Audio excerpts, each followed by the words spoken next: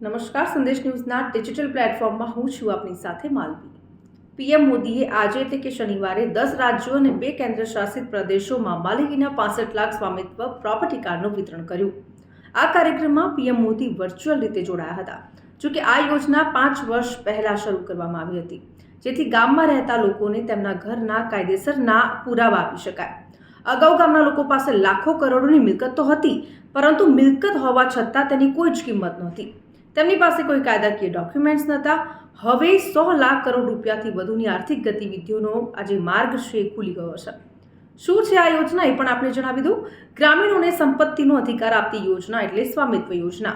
આ યોજનાને કારણે મિલકતના વિવાદમાં ઘટાડો થયો છે. ગામડાઓમાં જ્યાં જમીનનું યોગ્ય વિતરણ નથી, ત્યાં આ યોજના હેઠળ સાચા આંકડાઓ મેળવવામાં આવે છે. આ યોજના કેન્દ્ર સરકારની યોજના છે. ડિજિટલ રૂપમાં રેકોર્ડ મળી રહે છે, એટલે કે ડિજિટલ રેકોર્ડ મળી રહે છે. ડ્રોનથી જમીનોની મેપિંગ કરવામાં આવે છે. આ યોજનાની પૂરી જાણકારી એક જ કાર્ડમાં મળી રહે છે. આ યોજના હેઠળ અદ્યતન ડ્રોન ટેકનોલોજીનો ઉપયોગ કરીને ગામડાઓમાં મિલકત માલિકોની જમીનો અને મકાનોનો સર્વે કરવામાં આવે છે અને એક રેકોર્ડ તૈયાર કરવામાં આવે છે. આ યોજનાનો હેતુ શું છે તો કે રૂરલ પ્લાનિંગ તૈયાર કરવાનો અને જમીનોના સચોટ રેકોર્ડ તૈયાર કરવાનો છે. આ સિવાય મિલકત સંબંધિત વિવાદોમાં ઘટાડો કરવાનો છે.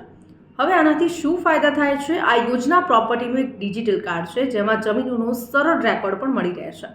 આ યોજનાથી સંપત્તિ વિવાદમાં ઘટાડો થાય છે, ગ્રામીણ ક્ષેત્રમાં વિકાસ થાય છે, સરળતાથી લોન મળી રહે છે, પ્રોપર્ટી મોનેટાઇઝેશનમાં પણ મદદ કરે છે.